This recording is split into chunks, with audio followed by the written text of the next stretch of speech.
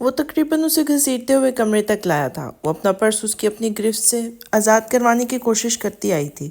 اس نے کمرے میں آ کے ایک جھٹکے سے اس کا بازو چھوڑا۔ وہ لڑکھڑا کر سنبھلی تھی۔ سلجھ کر اس جنگلی شخص کو دیکھا تھا۔ اب وہ ہاتھوں میں پکڑے بیڈ پر اچھالتا جا کر دروازہ لاک کر رہا تھا۔ پھر وہ افسانے کی طرف مڑا۔ دنیا کو عادت ہے وہ ہاتھوں سے بات کرتی ہے، لیکن تم؟ دانت پیستے اس کی طرف دیکھا تھا۔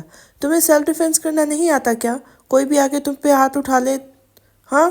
وہ اسے غصے میں تھا۔ ویٹ کیا کہا تم نے؟ اس سائیکو کو عادت ہے ہاتھ اٹھانے کی، اور تم بجائے اس کا علاج کروانے کے دوسروں کو سیلف ڈیفینس میں بھاشن دے رہے ہو؟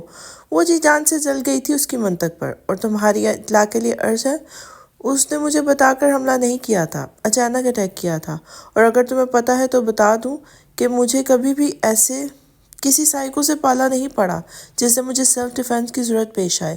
پہلے تم اور اب تمہاری گرل فرینڈ، کیا تم سب ایک جیسے ہو؟ اگر یہ بات ہے تو واقعی مجھے سیلف ڈیفینس سیکھنا پڑے گا۔ وہ تیز لہجے میں بولتی، بازو گھما کر اشارے بھی کر رہی تھی ساتھ، اور وہ لب پیچھے اس کا انداز ملاحظہ کر رہا تھا۔ اب چل گیا نا پتہ کہ ہم سب ایک جیسے ہیں، تو اپنے دماغ میں بٹھا لو کہ… وہ بھویں سکیڑ کے بولنا شروع ہوا، لیکن وہ اس کی بات کاٹ گئی تھی۔ ہاں پتہ چل گیا تم سب ایک جیسے ہو، جنگلی۔ وہ اسے گھور کر بیڈ کی طرف بڑھی اور اس کی ساری شاپنگ بکھری پڑی تھی۔ اے بادشاہ، بہت بول لیا تم نے۔ اس نے آگے بڑھ کے اسے بازو سے پکڑ کر اپنی طرف گھمایا تھا۔ وہ اس کے لیے تیار نہیں تھی۔ وہ سیدھی اس کے سینے سے ٹکرائی تھی۔ ماتھا اس کے بازو سے لگا۔ پہلے ہی درد ہو رہا تھا، اب مزید بڑھ گیا تھا۔ اگر میں جنگلی ہوں تو تم اس جنگلی کی بیوی ہو، تو اس لحاظ سے ویلکم ٹو دی فیملی۔ وہ طنزیہ سا بولتا اسے آگ لگا گیا تھا۔ تم… افسانے نے دونوں ہاتھ بڑھا کر اس کے بال کھینچے تھے، اور یہ اتنا اچانک ہوا تھا کہ وہ اپنا بچاؤ نہیں کر پایا تھا۔ افسانے، چھوڑو، کیا کر رہی ہو؟ اس نے دونوں ہاتھوں سے اسے کلائیوں سے پکڑا، لیکن مصیبت یہ تھی کہ وہ جتنا خود کو چھڑانے کی کوشش کرتا، وہ اور زور سے اس کے بال کھینچتی۔ اسی کھینچا تانی میں وہ مڑا تھا اور افسانے اس کے ساتھ ہی مڑی، اور ان کے پیر آپس میں الجھے تھے، اور وہ دونوں بیڈ پہ گرے تھے۔ دونوں مٹھیوں میں اس کے بال جکڑے وہ اس پر گری تھی۔ افسانے کو دونوں کلائیوں سے پکڑے اس نے کروٹ بدلی، لیکن وہ تو جیسے اس کے بال جڑ سے اکھاڑنے کے در پہ تھی۔ اور کچھ سمجھ نہ آتے مہرداد نے اسے گدگدی کی۔ وہ فوراً سے بال چھوڑ کر پیٹ پہ ہاتھ رکھ گئی تھی، اور جلدی سے اس پر اٹھتا بیڈ سے 4 قدم کے فاصلے پہ جا کے کھڑا ہوا تھا۔ اتنی حیرت اسے زندگی میں کبھی نہیں ہوئی تھی۔ یہ ابھی کیا ہوا تھا؟ وہ سمجھنے کی کوشش کر رہا تھا۔ کیا ابھی افسو نے اس کے بال کھینچے تھے؟ Like seriously? حیرت تھی۔ افسانے اب گھٹنوں کے بل اٹھ کر بیڈ پہ سیدھی ہو کے بیٹھی تھی۔ سنہری آنکھوں میں شعلے بھرے اسے دیکھا۔ وہ بیڈ سے کچھ دور حیرت سے بڑی بڑی سبز آنکھوں سے اسے دیکھ رہا تھا۔ یہ ابھی کیا کیا تم نے؟ وہ بولا تو آواز بھی حیرت سے پھٹی سی تھی۔ کیوں، تمہیں نہیں پتا ابھی کیا کیا میں نے؟ اتنی اچھی جنرل نالج ہے تمہاری، پھر بھی تمہیں سمجھ نہیں آئی؟ چلو میں بتاتی ہوں۔ میں نے اپنا دفاع کیا، سیلف ڈیفینس وہ سنہری آنکھوں کو پھیلا کر سیلف ڈیفینس پہ زور دے کے بولی تھی۔ مہرداد نے دونوں ہاتھوں سے بال ٹھیک کیے۔ پورا سر دکھ رہا تھا، یقیناً کچھ بال جڑ سے اکھڑ گئے ہوں گے۔ افسانے کو دیکھا، وہ ابھی تک اسے گھور رہی تھی۔ تنفس تیز تھا۔ آخر بال کھینچنے میں توانائی صرف ہوتی ہے۔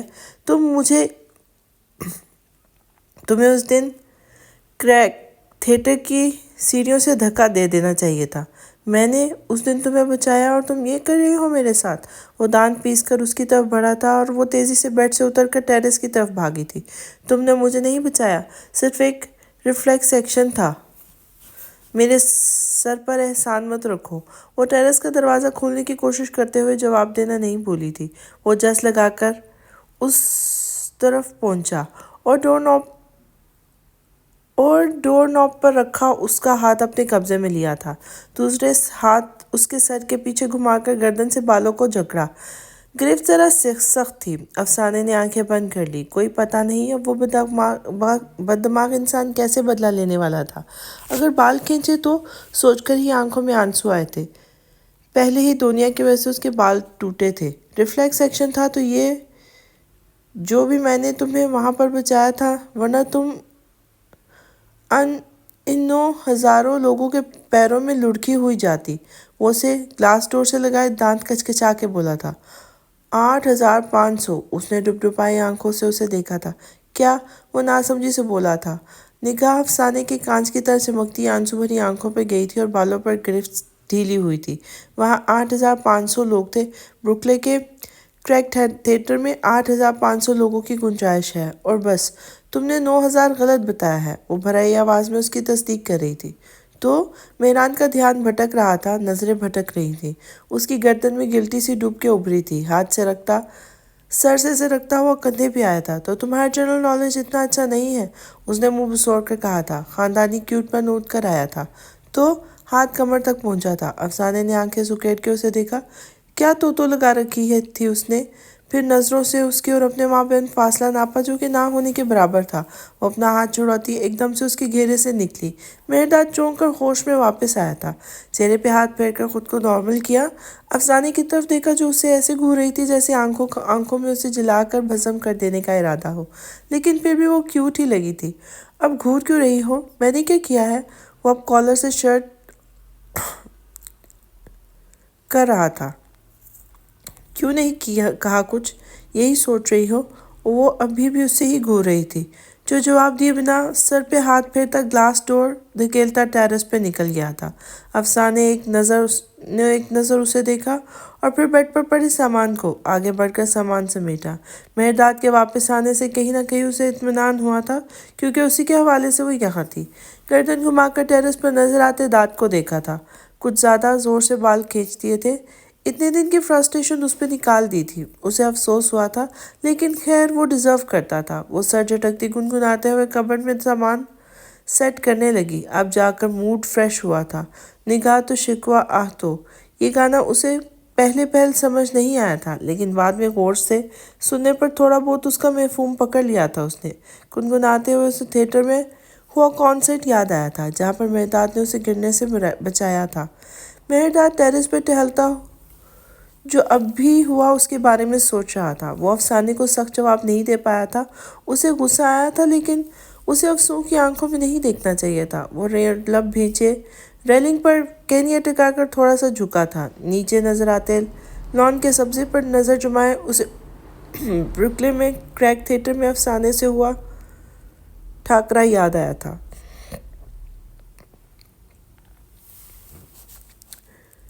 Crack theatre Berkeley University of California کے زیر اہتمام گریگ تھیٹر برکلے میں آج کانسرٹ تھا۔ وہ اپنے دوستوں کے ساتھ وہاں پہ گیا تھا۔ کوئی مشہور بینڈ آج وہاں پر پرفارم کرنے والا تھا۔ وہاں پر نشستیں اوپر سے نیچے تک صرف سٹیئرز کی صورت میں موجود تھی۔ سٹیج سے کھڑے ہو کر دیکھے تو گولائی کی صورت میں لوگ وہاں بیٹھے ہوئے نظر آتے تھے۔ سٹیج سے نزدیک کچھ قطاروں میں بیٹھنے کی جگہ تھی، جبکہ اوپر والی زینوں پر آڈینس کھڑے ہو کر سٹیج کی پرفارمنس انجوائے کرتی تھی۔ وہیں پر اپنی جگہ ڈھونڈتے ہوئے اسے اپنے سامنے سنہری بالوں والی لڑکی دکھائی دی تھی، جو اپنی کسی دوست کے ساتھ ہنستے ہوئے زینے اتر رہی تھی۔ اسی وقت کچھ اسٹوڈنٹس وہاں سے گزرے تھے۔ وہ لڑکی ان سے ٹکراؤ سے بچنے کے لیے ایک سائڈ پہ ہوئی تھی۔ اس کی دوستیں آگے نکل گئی تھیں۔ مہرداد اپنی رو ڈھونڈتے دو زینے نیچے اترا۔ اسی وقت اس سنہری بالوں والی اس پاکستانی امریکن لڑکی کو کسی اسٹوڈنٹ نے دھکا دیا تھا۔ اس کا توازن خراب ہوا اور اس سے پہلے کہ وہ گرتی، وہ زینوں سے پھسلتے ہوئے وہاں موجود لوگوں میں لڑکتی۔ مہرداد نے زمین پر پاؤں جماتے ذرا سا جھک کر اس کی کمر میں اپنا بازو حائل کرتے اسے اپنی طرف کھینچا تھا۔ افسانے کو لگا کہ وہ آج تو گئی۔ اس نے آنکھیں زور سے میچ لی، لیکن یہ کیا؟ وہ تو گرنے کے بجائے اوپر کھینچ لی گئی تھی۔ اس نے آنکھیں کھولتے اپنی کمر کے گرد لپٹے سخت مردانہ بازو کو دیکھا تھا۔ اس نے جلدی اس کا ہاتھ ہٹانے کی کوشش کی تھی۔ اسٹوپڈ، کیا مجھے بھی ساتھ گراؤ گی؟ اسی وقت وہ جھنجھلائی ہوئی مانوس تھی، کرخت آواز کانوں میں پڑی تھی۔ اس نے مزاحمت ترک کر دی تھی۔ مہرداد اسے اپنے ساتھ لگائے ایک پیر اوپری زینے پر اور ایک نچلے زینے پر رکھے توازن برقرار رکھنے کی کوشش کر رہا تھا۔ اوپر شاید کچھ ہوا تھا جو اسٹوڈنٹس کا ریلا سا ایک ساتھ آیا تھا۔ کچھ دیر بعد انہیں جگہ مل گئی تھی۔ مہرداد نے اس کے سنہری چمکدار بالوں سے ڈھکے سر کو دیکھا۔ بالوں سے آتی خوشبو اس کے نتنوں سے ٹکرائی تھی۔ اس نے گہرا سانس لیتے افسانے کو بازو کے گھیرے سے آزاد کیا تھا۔ وہ لڑکی ہر بار اس سے ٹکرا جاتی تھی، اور ابھی تھوڑی دیر پہلے جب وہ اس کا ہاتھ اپنی کمر سے ہٹا رہی تھی تو اس کی آواز سن کر ایک دم اس نے کوشش ترک کر دی تھی۔ مہرداد کو عجیب سا لگا تھا۔ کیا وہ خود کو محفوظ سمجھتی اس کے ساتھ؟ افسانے اسے دیکھے بغیر اپنے دوستوں کی طرف بڑھ گئی تھی۔ دوستوں کے پاس پہنچ کر اس نے گردن گھما کر اسے تلاشنا چاہا تھا۔ کچھ فاصلے پر اونچائی پر وہ اسے اپنے دوستوں کے ساتھ کھڑا دکھائی دیا۔ سبز آنکھیں اسے ہی دیکھ رہی تھیں۔ افسانے کے دیکھتے ہی وہ نظریں ہٹا گیا تھا۔ وہ اسے شکریہ بھی نہیں کہہ کر آئی تھی۔ ابھی تھوڑی دیر پہلے جب وہ پریشان ہوئی تھی کہ پتہ نہیں کون تھا اس کے قریب، تو اس نے گرنے کی پرواہ کیے بغیر اس کا بازو ہٹانا چاہا تھا، لیکن مہرداد کی آواز سن کر ریلیکس کیوں ہو گئی تھی؟ وہ حیران تھی۔ جو بھی ہوا تھا اچانک ہوا تھا، ایک ریفلیکس ایکشن کی طرح۔ جو بھی تھا بہت عجیب تھا۔ اس نے سر جھٹک کر اپنا دھیان سٹیج پہ لگایا، جہاں مائک پر آج پرفارم کرنے والے بینڈ ممبرز کا تعارف کروایا جا رہا تھا۔ دروازہ بجا تھا۔ شاید سکینہ کھانے کا پوچھنے آئی تھی۔ وہ دونوں چونک کر خیالوں سے باہر آئے تھے۔ مہرداد نے جا کے دروازہ کھولا اور سکینہ کی بات سن کر اس کے ساتھ ہی چلا گیا تھا۔ افسانے دونوں ہاتھوں سے منہ تھپ تھپاتی آئینے کے سامنے جا کھڑی ہوئی تھی۔ ماضی رہ رہ کر یاد آتا تھا۔ وہ ہر بار سر جھٹک کے خود کو مصروف کر لیتی تھی، لیکن کیا اس طرح سب ٹھیک ہو جانا تھا؟ وہ پرسوچ نظروں سے خود کو آئینے میں دیکھ رہی تھی۔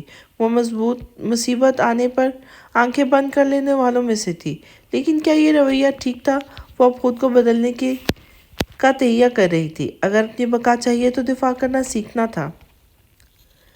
سکینہ پیغام لے کے آئی تھی کہ رضا پہلوی آ گئے تھے اور مہرداد کو یاد کر رہے تھے۔ داد نے سیٹی بجانے کی طرح ہونٹ گول کیے۔ طلب کیا گیا تھا، اس کا مطلب تھا کہ اب سوال و جواب ہوں گے۔ خیر وہ بھی تیار تھا۔ سکینہ کو بھیج کر وہ خود بھی کمرے سے باہر آ گیا تھا۔ مہرداد کے کمرے سے چھوٹی سی راہداری سیڑھیوں کی طرف جاتی تھی۔ اس راہداری کے وال پر بڑا سا ڈیکوریشن مرر لگا ہوا تھا۔ وہ اسی مرر کے سامنے آیا اور اپنا جائزہ لیا۔ بال ابھی بھی بکھرے ہوئے تھے اور حلیہ کچھ بے ترتیب تھا۔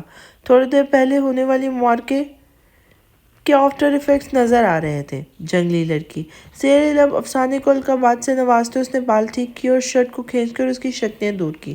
ہاتھ سے چہرہ تھپ تھپا کر لبوں کو مسکراہٹ کی صورت ڈھالا اور پھر آئینہ دیکھا۔ پرفیکٹ۔ بے نیازی سے سیڑھیاں اترتا اب وہ رضا پہلوی کی اسٹڈی روم کم کلیکشن روم کی طرف جا رہا تھا۔ اب تک کی 26 سالہ زندگی میں وہ بہت بار ایسے سوال و جواب کے سیشن بھگتا چکا تھا۔ دروازہ ہلکا سا نوک کر کے وہ اندر داخل ہوا۔ رضا پہلوی اسٹڈی کے گلاس وال کے ساتھ کھڑے باہر دیکھ رہے تھے۔ 3 پیس ڈریس سوٹ میں ملبوس وہ شاید ابھی آئے تھے اور آتے ہی مہرداد کی طلبی۔ اس کا مطلب تھا کہ کافی گمبھیر صورتحال تھی۔ سلام بابا۔ اس کے سلام کرنے پر وہ پلٹے۔ رضا پہلوی دراز قد اور باروب شخصیت کے مالک تھے۔ عمر یہی کوئی 65 سے 70 سال کے درمیان ہوگی۔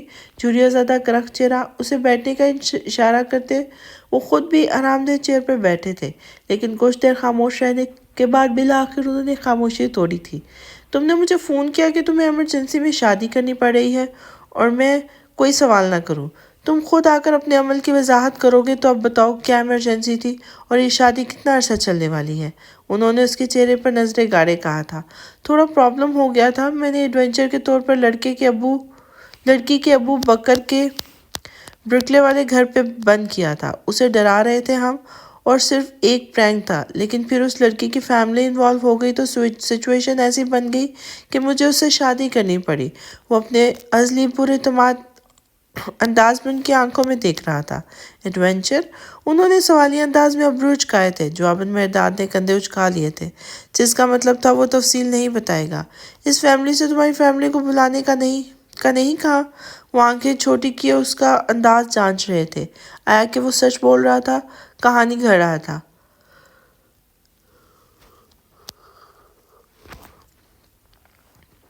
لیکن وہ اس کے جھوٹ پکڑنے میں کبھی کامیاب نہیں ہوتے تھے جب تک وہ خود نہ بتا دیتا۔ انہوں نے کہا تھا، لیکن میں نے کہہ دیا میری فیملی مجھے سپورٹ نہیں کرے گی اور سب مجھ سے تنگ ہیں۔ انہیں لگتا ہے میں بہت خودسر اور بدتمیز ہوں جو کسی کو نہیں سنتا۔ اس نے پورے اطمینان سے بتایا تھا۔ گویا ان کو یاد کروایا تھا کہ مہرداد کیسا تھا، اور وہ کچھ دیر اسے دیکھتے رہے۔ میں نے کچھ اور بھی پوچھا تھا، یہ شادی کتنا عرصہ چلے گی اور کب طلاق دو گے اس لڑکی کو؟ اب وہ اصل مدعے پہ آئے تھے۔ انہیں اس کی شادی پر مسئلہ نہیں تھا، وہ صرف اس بات کے لیے کنسرن تھے کہ کہیں وہ اس ایڈونچر کو لمبا نہ کھینچ دے۔ مہرداد نے کان کھجایا تھا، کمرے میں ادھر ادھر نظریں گھمائی، پھر واپس ان کی آنکھوں میں دیکھا۔ آپ بھول جاتے ہیں میں نام کے ساتھ رضا ضرور لگاتا ہوں، لیکن میں پہلوی خاندان سے نہیں ہوں، تو مجھ سے یہ سوال تو مت کریں کہ شادی کتنا عرصہ چلے گی یا کب طلاق ہوگی۔ میں ایسے کام نہیں کرتا۔ وہ سب مسکراتی آنکھوں سے انہیں دیکھ رہا تھا۔ اور نہ میں عثمان بھائی ہوں کہ آپ کے کہنے پہ اپنی بیوی کو طلاق دے دوں گا، تو ایسی فرمائش مجھ سے تو مت کیجیے گا۔ اس نے مسکراتے لہجے میں کہا تھا۔ تم جیسا خودسر انسان میں نے اپنی پوری زندگی میں نہیں دیکھا مہرداد، وہ نفی میں سر ہلاتے کہہ رہے تھے۔ مہرداد کے لبوں کو بے ساختہ مسکراہٹ نے چھوا تھا۔ یہ جملہ آپ نے بہت بار کہا ہے مجھ سے۔ وہ مسکرا رہا تھا۔ افسانے صحیح کہتی تھی، وہ بہت ڈھیٹ تھا۔ کون ہے وہ لڑکی؟ کس خاندان سے ہے؟ انہوں نے سوال سلگایا تھا۔ اب پوچھنے کا کیا فائدہ، شادی وہی ہے جو ہو گئی۔ وہ اب مسکرا رہا تھا۔ تمہیں اندازہ ہے تم کس مشکل میں مجھے ڈال چکے ہو؟ اذلان کا فون آیا تھا، وہ بہت غصے میں تھا۔ دنیا نے ہنگامہ کیا گھر پر۔ تم ایسا کرو، وہ ابھی کچھ کہہ رہے تھے جب اس نے ان کی بات کاٹی تھی۔ یہ جرأت بلا شبہ وہی کر سکتا تھا۔ اذلان ماموں کیا کہہ رہے تھے کیا نہیں، مجھ سے ان سب سے کوئی لینا دینا نہیں ہے، اور آپ کی فرمائش کیا ہوگی یہ بھی مجھے پتہ ہے۔ یہی نہ کہ اس لڑکے کو جہاں سے لائے ہو وہیں چھوڑا ہو وغیرہ وغیرہ۔ اس نے بیزاری سے کہا تھا۔ دیکھو مہرداد، تم مجھے عزیز ہو، میری لاڈلی بیٹی کی نشانی ہو۔ میں تم پر سختی نہیں کرنا چاہتا، لیکن تمہیں دنیا سے شادی کرنا ہوگی۔ تم اس لڑکی کو امریکہ میں رکھو بے شک، لیکن یہاں پر تمہاری بیوی کی حیثیت سے صرف دنیا رہ سکتی ہے۔ وہ اسے سمجھانے والے انداز میں کہہ رہے تھے۔ میں دنیا سے شادی نہیں کروں گا، یہ بات آپ جتنی جلدی ہو سمجھ لیں، اور میری بیوی یہی رہے گی۔ یہ بھول آپ چھوڑ دیں کہ میں اسے کہیں اور رکھوں گا۔ وہ نفی میں سر ہلاتا کہتا گیا تھا۔ وہی بیوی جسے یہاں پھینک کر تم خود چلے گئے تھے، اور اگر میں غلط نہیں ہوں تو تم آج دنیا کے فون کرنے پہ آئے ہو۔ وہ تند نظروں سے اسے دیکھ رہے تھے۔ ہاں تو روڈ پر نہیں چھوڑ کے گیا تھا، اپنے گھر چھوڑ کے گیا تھا، اور مجھے کچھ ضروری کام تھا اس لیے گیا تھا۔ رہی بات دنیا کے فون کرنے پر آنے کی، تو میں نے ادھر ہی آ رہا تھا جب اس کا فون آیا تھا۔ مسکراہٹ ایک پل کے لیے بھی اس کے چہرے سے غائب نہیں ہوئی تھی۔ اور کچھ پوچھنا ہے آپ کو؟ وہ گھڑی دیکھ رہا تھا۔ کچھ نہیں، امریکی کمپنی کے ساتھ ڈیلز تم فائنل کر رہے تھے، اسی پر کچھ بات کرنی ہے۔ رات کے کھانے کے بعد ٹائم سے آ جانا۔ انہوں نے میز سے کتاب اٹھاتے گویا اسے جانے کی اجازت دی تھی۔ بادشاہ، سر ہلاتے اس نے دل پر ہاتھ رکھا تھا اور اٹھ گیا تھا۔ وہ باہر پورچ میں آیا تو زینب لان میں اپنے پودوں کے ساتھ نظر آئی تھی۔ مہرداد کو دیکھا تو لبوں پہ مسکراہٹ آئی تھی۔ وہ بھی مسکراتا ہوا ان کی طرف آیا تھا۔ کیسی ہیں آپ؟ اور آپ کے پودوں کا کیا حال ہے؟ اس نے سرخ انورٹڈ گلاب کے پھولوں کے پودے کا جائزہ لیا تھا، اور جواب کا انتظار کیے بغیر اسے پلانٹ کی طرف رخ کیا تھا۔ ہاتھ بڑھا کر ٹیولپس محسوس کی۔ یہ آپ کا لاڈلا پلانٹ ہے نا؟ اس نے زینب کی طرف دیکھ کے بغیر کہا تھا۔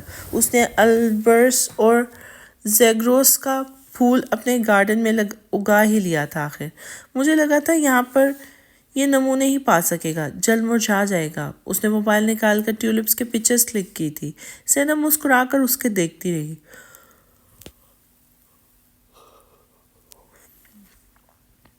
وہ اس انداز کو پہچانتی تھی۔ جب وہ کسی بات پہ کنفیوز ہوتا تھا تو ایسے ہی ان کے پاس آ کر ادھر ادھر کی باتیں کیا کرتا تھا۔ کیا ہوا ہے داد؟ انہوں نے اس کے کندھے پہ ہاتھ رکھ کر کہا تو وہ چونک کر مڑا تھا۔ کچھ نہیں، اس نے مسکرا کر کہا تھا۔ وہ اسے ہاتھ سے پکڑے لان میں رکھی چیئرز کی طرف بڑھی تھی۔ بیٹھو۔ کرسی کی طرف اشارہ کیا اور خاموشی سے بیٹھ گیا۔ اب کیا بتاؤں کیا ہوا ہے، کیوں پریشان؟ اب بتاؤ کیا ہوا ہے، کیوں پریشان ہو؟ انہوں نے نرمی سے استفسار کیا تھا۔ وہ میز پہ نظریں جمائے بیٹھا ہوا تھا۔ پریشان نہیں ہوں، سوچ رہا ہوں کہ افسانے کو یہاں لا کر صحیح کیا یا غلط۔ دانتوں سے لب کاٹتے وہ کنفیوز نظر آ رہا تھا۔ محبت کرتے ہو اس سے؟ وہ نرمی سے پوچھ رہی تھی۔ اس نے چونک کر سر اٹھایا تھا۔ محبت؟ وہ سوالیہ انداز میں بولا تھا۔ ہاں محبت، انہوں نے نرمی سے دہرایا تھا، اور خاموشی سے میز کی سطح کو گھورتا چہرے پہ کئی رنگ آئے تھے۔ جب انہیں لگا کہ اس سوال کا جواب کبھی نہیں آئے گا، تبھی اس کی آواز آئی تھی۔ نہیں، کیونکہ محبت مار دیتی ہے، فنا کر دیتی ہے۔ وہ گردن موڑ کر انورٹڈ لپ کو دیکھ رہا تھا، جیسے افسوں رضا، جیسے گردن موڑ کر زینب کی آنکھوں میں دیکھا تھا، جیسے معاویہ مر گئے نا محبت میں۔ وہ ہلکا سا ہنسا تھا تلخی سے۔ اور مجھے فنا ہونا پسند نہیں، مجھے فنا کر دینا آتا ہے۔ بات مکمل کرتے وہ اٹھا اور لمبے لمبے ڈگ بھرتا پورچ کی طرف چلا گیا تھا۔ تھوڑی دیر بعد اس کی گاڑی مرکزی دروازہ پار کر گئی تھی۔ زینب ابھی تک ساکت بیٹھی ہوئی تھی، ٹیولپ کے پودے کو دیکھتے ہوئے نظریں ایک ہی جگہ ساکت تھی، آنکھوں میں نمی تھی۔ انہوں نے سر جھٹک کر خود کو نارمل کرنا چاہا تھا تو آنسو گال سے لڑکتے ہوئے گردن میں جذب ہوئے تھے۔ مہرداد، کتنے ظالم ہو تم، منمل ہو چکے زخموں کو پھر سے ہرا کر دیتے ہو، کتنا برا کرتے ہو۔ وہ ٹھنڈی ہاں بھرتی اٹھ گئی تھی۔ مہرداد کے جانے کے بعد اس نے عصر کی نماز پڑھی، تھوڑی دیر سستانے کے بعد بیڈ پر لیٹی تھی لیکن بھوک لگ رہی تھی تو وہ نیچے کچن میں چلی آئی تھی۔ افسانے کچن میں آئی تو سکینہ سبزی بناتی ہوئی نظر آئی تھی۔ زینب آنٹی، اس نے ہاتھ سے اشارہ کیا تھا، گویا پوچھ رہی ہو وہ کہاں ہے۔ جواب بند زینب نے ہاتھ سے باہر کی طرف اشارہ کیا تھا، مطلب وہ لان میں تھی، اپنے پودوں کے ساتھ۔ کچن کے ساتھ جو راہداری جاتی تھی اس کا دروازہ لان کے پچھلی طرف کھلتا تھا، اس نے وہیں کا رخ کیا تھا۔ دروازہ کھول کے وہ باہر آئی تو تھوڑا سا چل کر دائیں ہاتھ مڑی تو سامنے ہی مہرداد و زینب باتیں کرتے ہوئے نظر آئے تھے۔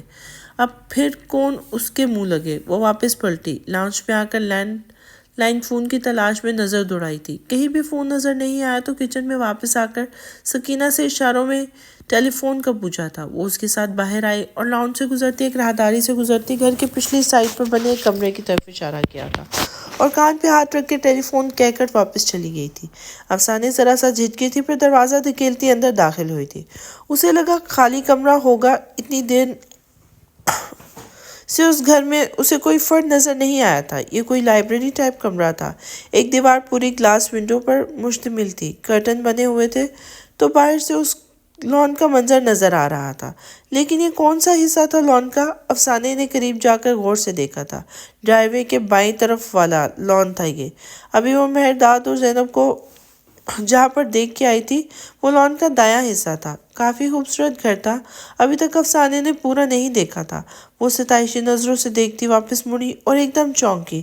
میز کے پیچھے پڑی سربراہی کرسی جو اس کے آتے ہوئے خالی تھی، اب اس پر ایک باروب سی شخصیت بیٹھی ہوئی نظر آئی تھی۔ رضا پہلوی آنکھیں چھوٹی کیے اسے گھور رہے تھے۔ میں فون کرنے آئی تھی۔ افسانے کو سمجھ نہیں آئی کیا کہے۔ بیٹھو، بھاری آواز میں حکم دیا گیا تھا۔ وہ جا کر کرسی پہ بیٹھ گئی۔ کچھ دیر تک وہ اسے دیکھتے رہے تھے۔ نام کیا ہے تمہارا؟ انہوں نے سوال کیا تھا۔ افسانے حیدر زمان، اس نے سر اٹھا کر اعتماد سے جواب دیا تھا۔ کیا سوچ کر مہرداد سے شادی کی تم نے؟ سوال غیر متوقع تھا، مجھے سوچنے کا موقع نہیں دیا گیا۔ وہ لب بھیج گئی تھی۔ تو تم بغیر سوچے سمجھے اس کی خاطر یہاں تک چلی آئی؟ پتہ نہیں سوال کیا تھا یا مذاق اڑایا تھا۔ گھوم پھر کر ہر کوئی ایک ہی بات کرتا ہے، جیسے وہ زبردستی ان کے مہرداد کی زندگی میں آئی ہو۔ تم کال کا کہہ رہی تھی، یہ رہا فون۔ اس سے پہلے کہ کوئی جواب دیتی وہ فون کی طرف اشارہ کرتے ایک دم سے اٹھے اور باہر چلے گئے تھے۔ افسانے دیکھتی رہ گئی تھی۔ اس گھر میں سبھی عجیب ہے، وہ زیر لب بڑبڑائی۔ 2 منٹ پھر سوچا، پھر سر جھٹک کر فون کی طرف متوجہ ہو گئی تھی۔ آرمینے کا نمبر ڈائل کیا، گھنٹی جا رہی تھی۔ آرمینے منہ دھو کر ٹاول سے چہرہ تھپتھپاتی کمرے واش روم کا دروازہ کھول کر باہر آئی تو فون بج رہا تھا۔ اس نے نمبر دیکھا، ایران کا کوڈ آ رہا تھا۔ اس نے کال آن کر کے فون کان پہ رکھا تھا۔ امید واسق تھی کہ افسانے کی کال ہوگی۔ السلام علیکم، افسانے کی آواز فون پہ گونجی تھی۔ وعلیکم السلام افسوں، کہاں ہیں آپ یار؟ ایران جا کر ہمیں بھول گئی ہیں کیا؟ سوال کے جواب کے ساتھ ہی اس نے شکوہ کیا تھا۔ میرا فون ٹوٹ گیا تھا آرمینے۔ تم کیسی ہو؟ طبیعت کیسی ہے اب؟ وہ محبت بھرے انداز میں مخاطب ہوئی تھی۔ میں ٹھیک ہوں، بالکل فٹ۔ پاکستان جانے کی تیاریاں ہو رہی ہیں، 2 دن میں نکلنا ہے۔ آرمینے ٹاول کو سٹینڈ پہ رکھتی آئینے کے سامنے بیٹھی تھی۔ کتنے دن کا سٹے ہوگا؟ اس نے میز پر رکھے گلوب کو گھماتے ہوئے پوچھا تھا۔ 10 دن تو لگ جائیں گے۔ شادی اٹینڈ کرنا، پھر ماما کو رشتہ داروں سے ملنا ہوگا۔ بالوں میں الٹا سیدھا برش پھیرا تھا۔ اس حساب سے تو زیادہ دن لگیں گے۔ خیر، پاکستان کا ٹرپ انجوائے کرنا اچھے سے۔ اوکے، اور ماما کو بتا دینا میں ٹھیک ہوں۔ ابھی میں فون رکھتی ہوں، اپنا فون بنوا کر تفصیل سے بات کروں گی۔ وہ گلوب کو دیکھتے ہوئے بول رہی تھی۔ کوشش کروں گی۔ اوکے، تم اپنا خیال رکھنا اور جلدی سے فون بنوا لینا۔ خدا حافظ۔ خدا حافظ۔ فون کریڈل پر رکھتے ہوئے وہ اٹھ کھڑی ہوئی تھی، آخری نظر کمرے پہ گھمائی اور باہر نکل آئی تھی۔ افسانے سے بات کر کے فون بیگ میں ڈالتی وہ کمرے سے باہر آئی تھی۔ ایک ترنگ میں زینے اترتی لاؤنج میں داخل ہوئی تھی۔ چلے ماما میں تیار ہوں اور میں بتا رہی ہوں مال سے واپسی پر رائٹ کے اپارٹمنٹ چلیں گے۔ آنکھیں گھما کر بولتے وہ صوفے پہ گرنے کے انداز میں بیٹھی تھی۔ مجھے پتا ہے نائٹ نیو یارک میں ہو اور تم اس بیچارے کا سر کھانے نہ جاؤ، کیسے ہو سکتا ہے؟ انہوں نے فون پر نمبر ڈائل کرتے ہوئے کہا تھا۔ سر نہیں کھاتی میں، وہ کہتا ہے میں اس کا گڈ لک چارم ہوں۔ آرمینہ نے آنکھیں گھمائی تھی۔ یہ آپ کس کو فون کر رہی ہیں؟ افسوں کو کال کر رہی تھی، نمبر بند جا رہا ہے۔ اللہ خیر کرے، انہوں نے فکر مندی سے کہا تھا۔ اس کا فون ٹوٹ گیا ہے، ابھی کال آئی تھی، وہ ٹھیک ہے، آپ پریشان نہ ہوں۔ اس کے بتانے پر سارا بیگم نے سلگ کے اسے دیکھا تھا۔ اور یہ بات تو مجھے کب بتانے والی تھی؟ اب آپ پہلے اس بات پر مجھے گھول لے پہلے۔ چلے ہمیں دیر ہو رہی ہے، میں گاڑی میں انتظار کر رہی ہوں آپ کا۔ وہ جلدی جلدی بولتے ہوئے باہر نکل گئی تھی۔ سارا بیگم نفی میں سر ہلاتی رہ گئی تھی۔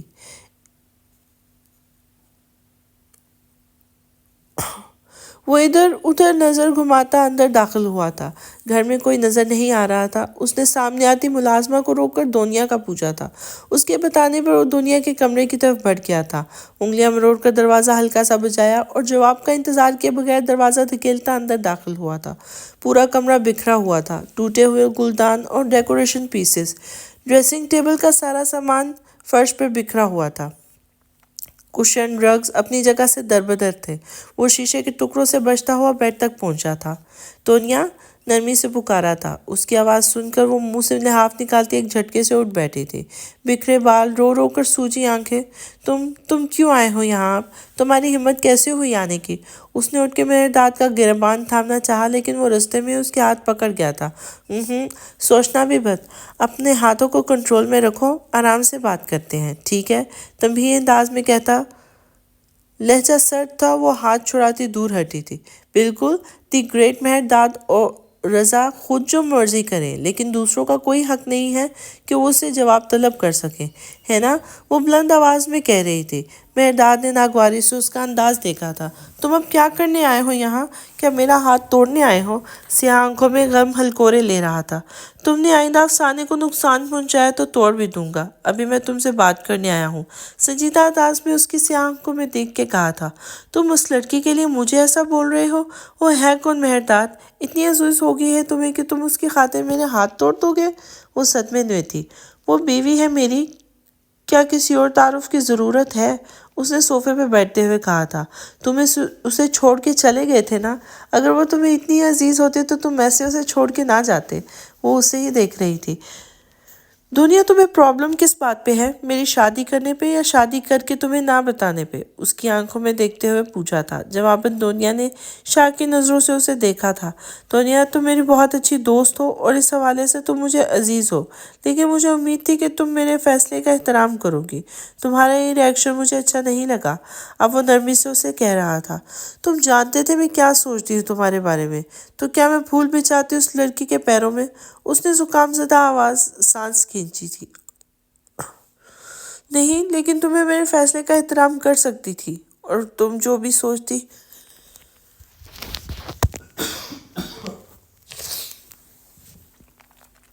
سوری، میری طبیعت تھوڑی سی خراب ہے، سوری اگین۔ اور تم جو بھی سوچتی تھی، میں نے کبھی بھی تمہیں اس طرح کی کوئی بات نہیں کی۔ تم میرے لیے دوست تھی، ایک بہت عزیز دوست۔ وہ نرمی سے بات کر رہا تھا۔ تم مجھے صرف اتنا بتاؤ، کیا تم لڑکی سے محبت کرتے ہو یا پھر یہ صرف ایک ایڈونچر ہے؟ وہ اس کی آنکھوں میں دیکھ رہی تھی۔ وہ لب بھیج گیا تھا۔ بابا نے تمہیں بتایا؟ تمہیں آف کورس انہوں نے سب سے پہلے تمہیں فون کیا ہوگا۔ اس نے سر جھٹکا تھا۔ شادی ایڈونچر کے لیے نہیں کی جاتی دنیا، اور میرے جیسا انسان تمہیں کیا لگتا ہے بغیر سوچے سمجھے اتنا بڑا قدم اٹھائے گا؟ وہ اس سے پوچھ رہا تھا۔ تو کیا تم اس سے محبت کرتے ہو؟ سیاہ آنکھوں کے کٹورے پھر سے بھیگنے لگے تھے۔ شادی دفرت میں کی جاتی ہے کیا؟ اس نے سوال کا جواب سوال سے دیا تھا۔ دنیا کی آنکھوں سے آنسو ٹپکے تھے۔ اتنا بڑا فیصلہ کچھ سوچ کر ہی کیا ہے؟ میں نے افسانے کو لائف پارٹنر کے طور پہ چنا ہے، تو اس کی وجہ سے نفرت یا ایڈونچر تو بالکل نہیں ہے۔ مجھے امید ہے تم بات سمجھو گی۔ دونوں ہاتھ باہم پھنسائے، کہنیاں گھٹنوں پر رکھے، وہ آگے کو ہو کر بیٹھا اسے سمجھانے والے انداز میں کہہ رہا تھا۔ مجھے اکیلا چھوڑ دو پلیز۔ اس نے بھرائی آنکھوں میں آواز میں کہا تھا۔ وہ سمجھنے والے انداز میں سر ہلاتا اپنی جگہ سے اٹھا تھا۔ آئی ایم سوری اگر میں نے تمہارا دل دکھایا ہو، میرا ایسا کوئی ارادہ نہیں تھا، اور اگر تم چاہتی ہو کہ ہم آئندہ زندگی میں دوست رہیں تو تم دوبارہ افسانے کو کوئی نقصان پہنچانے کا مت سوچنا۔ میں نرمی نہیں برتوں گا اب۔ وہ بات مکمل کرتا کمرے سے باہر نکل گیا تھا۔ وہ تکیے میں منہ دے کر روتی رہ گئی تھی۔ اس کا دل بہت برے سے ٹوٹا تھا۔ آج ڈنر پہ زینب اور افسانے کے علاوہ مہرداد اور رضا پہلوی بھی موجود تھے۔ افسانے کھانا کھاتے ہوئے باری باری سب کو دیکھ رہی تھی۔ وہاں موجود لوگ اتنے چپ تھے کہ افسانے کو عجیب لگ رہا تھا۔ آج تو زینب بھی خاموش تھی، ورنہ روز کھانے کے دوران وہ ہلکی پھلکی باتیں کر لیتی تھی افسانے سے۔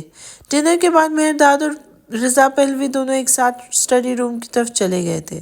افسانے بھی زینب کو شب بخیر کہتی کمرے میں چلی گئی تھی۔ آج لان میں واک کا موڈ نہیں ہو رہا تھا۔ کچھ دیر وہی کمرے میں ٹہلتے ہوئے میوزک سنا، پھر وہ سونے کے لیے لیٹ گئی تھی۔ وہ کچی پکی نیند میں تھی جب اسے اپنے قریب کسی کی موجودگی کا احساس ہوا تھا۔ مہرداد جب کمرے میں آیا تو افسانے سو چکی تھی۔ اس نے وقت دیکھا، 12 بجنے والے تھے۔ وہ تقریباً 2 گھنٹے رضا پہلوی کے ساتھ امریکی کمپنی کے ساتھ ہونے والی ڈیل ڈسکس کر رہا تھا۔ تبریز شہر ہیوی انڈسٹریز، ٹیکسٹائلز، مشینی آلات بنانے، ریفائنریز، پیٹرو کیمیکلز سمجھا جاتا تھا، تو اسی لحاظ سے ہب سیمنٹ پروڈکشن وغیرہ کا ہب سمجھا جاتا تھا۔ کا گھر پہلوی امپلائیز بنیادی طور پر ٹیکسٹائل اور پیٹرو کیمیکلز کی پروڈکشن وغیرہ کا کام کرتی تھی۔ تبریز سمیت ایران کے تمام بڑے شہروں اور اس کے علاوہ مڈل ایسٹ تک ان کا کاروبار پھیلا ہوا تھا۔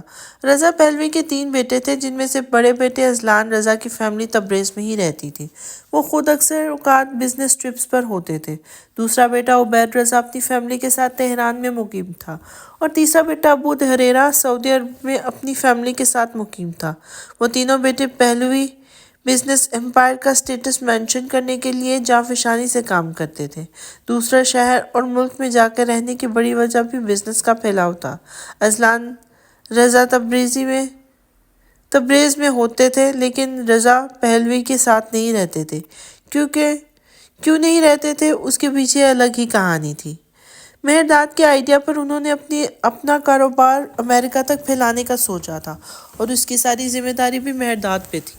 وہ خود دیکھ رہا تھا سارا نظام۔ آج بھی رضا پہلوی کو اسی ٹاپک پہ بریف کیا تھا اس نے۔